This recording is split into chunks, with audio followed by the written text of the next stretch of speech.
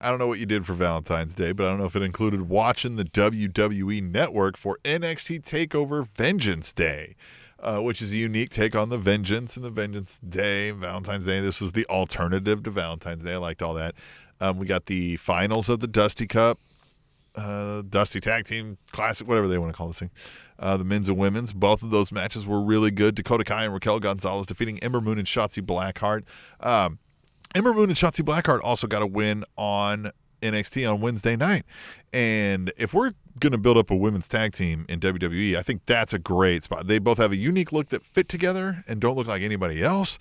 And I think it would be a great tag team. I think they would stick out better than they are by themselves right now.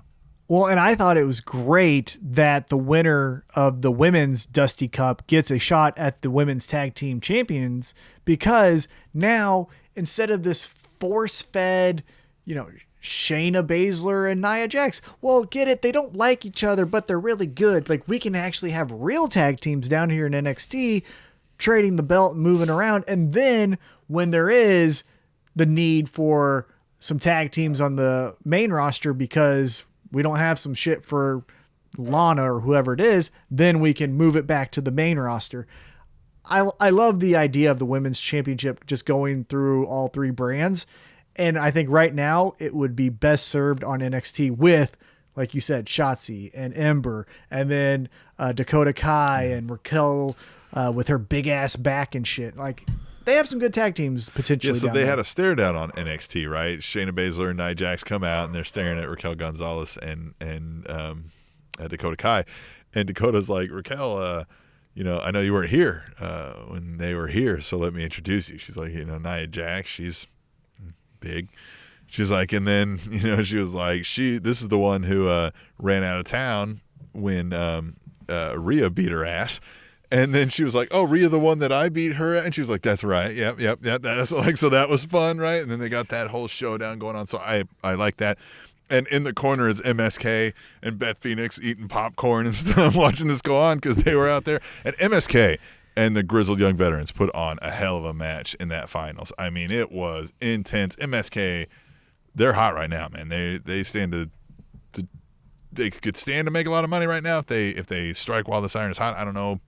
There's not a whole lot of story to the characters. It's just like, hey, look at us, we're living the dream. Okay. But they can go in that ring, that's for sure. Well, if they ever decided to do like a trios match, or a trios championship, man, MSK and Matt Riddle, the Pothead crew right there, that would be 100% what I would do. I think that would be a great idea. But I do like MSK. I think I like them though because they are really good, but I remember them, and it wasn't that long ago, but in Impact Wrestling being the Rascals and being funny, and that cool ass finisher that they have where the guy does the backflip and the other one pushes him on.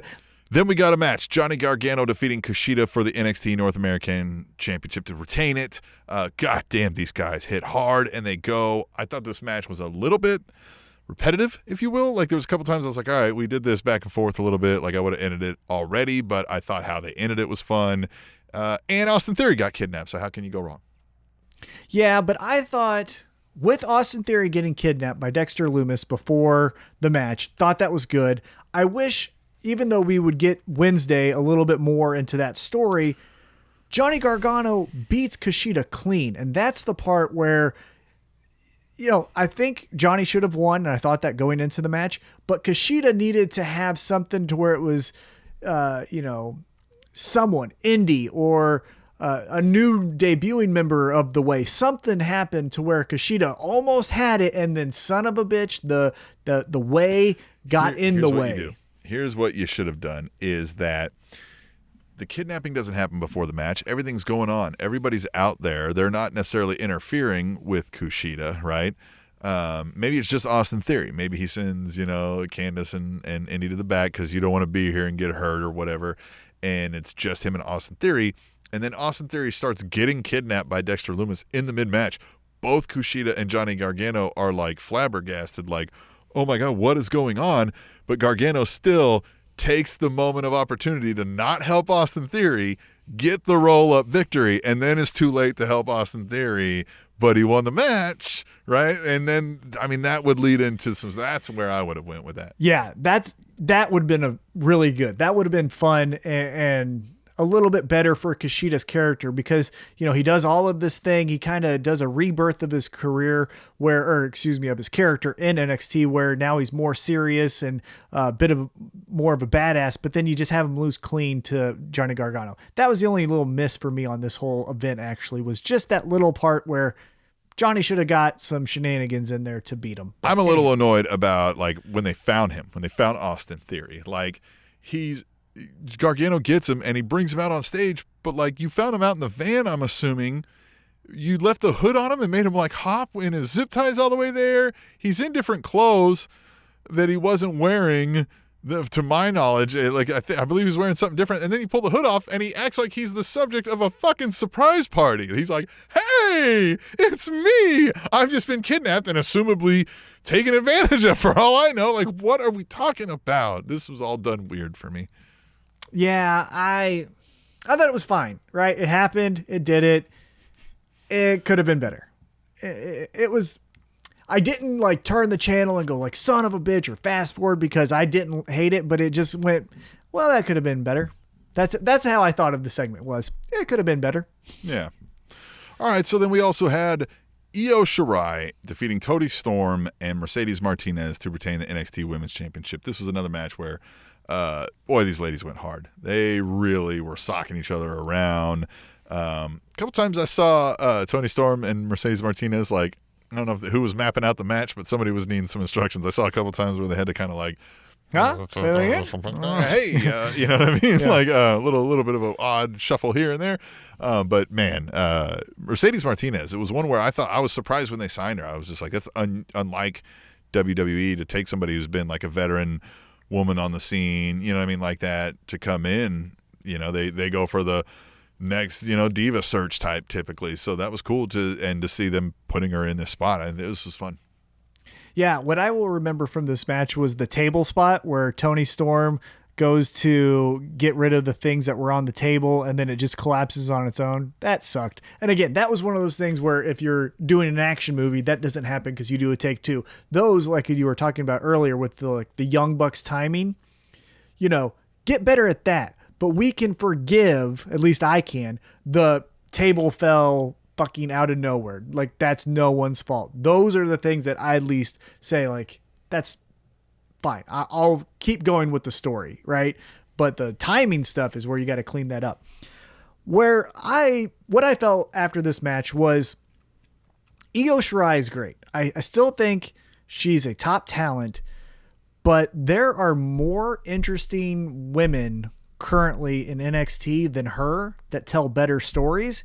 And for as good as she is, I don't think the title needs to be on her. I think we need to tell some better stories with an Indy Hartwell. I know she's not ready, but you get what I'm saying. Someone that's doing something that can have layers to intriguing outcomes. Io is great, and Io has awesome matches. And I won't forget the put herself in a trash can, jump off the cage moment. That was really cool. But we need to do something a little bit more interesting leading into these matches than just saying hey, I get it. Each and every week, it's not going to be great. But when we get to this takeover, you're going to love her. And it's I need more than that, So I agree with that. Well, we got more in the Pete Dunne losing to Finn Balor for the NXT Championship. This was a mat wrestling phenomenon here too, right? Loved and then, of course, the fallout. But this match, God, we've talked about Pete Dunne is good, and Finn Balor knows what to do, and this was a big match for European fans, of course. What'd you think? Well, first off, give me your Pete Dunne. Remember, it's Pete fucking Dunne. Oh, Pete fucking Dunne. Yeah, Pete fucking Dunne is amazing. He's just brutal, and you don't like the guy. You look at him, you're look at this fucking guy. I don't like this guy. Don't want to like this guy, but I like this fucking guy. Instantly after the match, I thought of you saying, this is Pete Dunne. It's Pete fucking Dunne. He was so good in this match. Dunne. Yeah, so was Finn Balor. Finn Balor was really good as well. But Finn Balor maybe has a little bit higher bar to reach. So when he does this, it's it's Finn Balor. He should be doing this. And not to say that Pete Dunne isn't as good as Finn, but just Pete Dunne's still stacking up these classics where Finn has a catalog of it to where you expect it. So that's where the contrast was. But I loved this match. Thought it was good. Again, I prefer that European mat-based style. So when that happens, I'm all in. That's my favorite style of wrestling in 2021. So this was my cup of tea. Now, the fallout. This is where we got some fun happening. So Finn wins the match. Pete Dunne then gets his European tag team out there. They beat the shit out of Finn. They're bop, bop, bop, bop, bop. The Undisputed Era comes out, and they're like, hey, fuck these British European assholes, except for Finn right now, and we're going to fucking chase them off. Whoop, there they go. And then Kyle O'Reilly, who's had some classics with Finn in recent memory, helps him up because, they got that competitive respect for each other. And they kind of do the like, you're good in my book kind of stare. And then they all go like, let's do our fun poses. Classic NXT Takeover. They do the little, it's over, trademark at the bottom. Yeah, that and guess little what, tiny little bitches? thing, right? It ain't over. Because then Adam Cole says, hey, fuck that bitch. He's the champion. I want to be the champion. Super kick. And you're like, well, what the fuck? And honestly, I was like, okay, so this is where we're going to get the Undisputed Era heel turn again, reestablishing themselves as the big heels in NXT. Well, quick little left turn on that. Then he super kicks, Adam Cole that is, Kyle O'Reilly right in the fucking face. What did you think of that? I did a TikTok on this. Thought it was awesome. Not the TikTok. Well, I thought TikTok was awesome too, but I thought this moment was awesome. But what did you think? I like the caveat that Roddy is stuck in between everybody, right? And they carried that on into NXT on Wednesday. NXT on USA, I guess is what we call that. Okay. It was, that's fun. I like that he's like, no, and I like that that Kyle O'Reilly is even like, I just don't even, he's like, it's not that I don't trust you on NXT. Told him, he's like, wait, no, this is, I don't trust you. I don't know who to trust now because of this. Like, I just, you better stay out of that ring or else, you know what I mean? Like, yeah, it's interesting. And then I like that Adam Cole's digging in. Like, he wasn't sorry one bit. He comes out just whap, whap, whap. Super kick party. And I love that it was Roderick Strong stuck in the middle. The perfect idiot with no charisma to be confused on what to do. Because you know what? He always looks confused on what to do. So perfect casting with this spot here. I thought it was awesome on the takeover how they did the storytelling of literally Roderick Strong was in between unconscious Kyle O'Reilly and an Adam Cole. And then, like you said, then we get to NXT on USA. He still is like, the fuck's happening? I just want to be beating up on other people, not beating up on each other.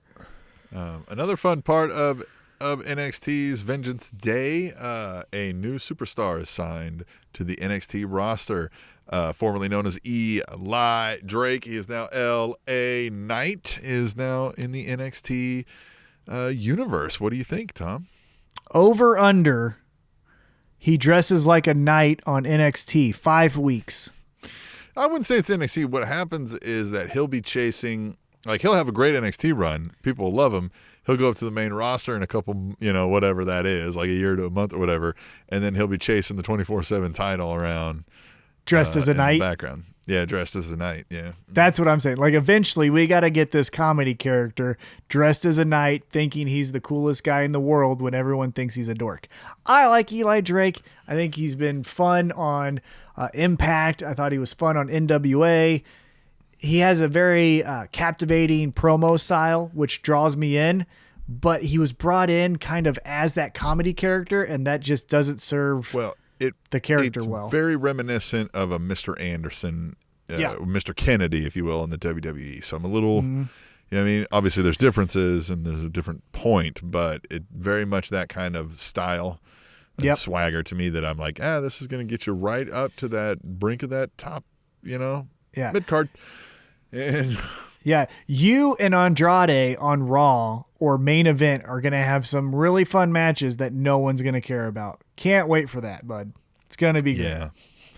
Yeah. Hey, hopefully I'm wrong, right? Hopefully we're wrong and this turns into a Bobby Roode and NXT type of thing, which, I mean, look at Bobby Roode now, the Dirty Dogs, for Christ's sake. But anyhow, you get what I'm saying. Like, maybe it turns into something like that, but right now, not too high on the LA Knight. Think he's great, but no confidence in NXT or WWE to tell that story.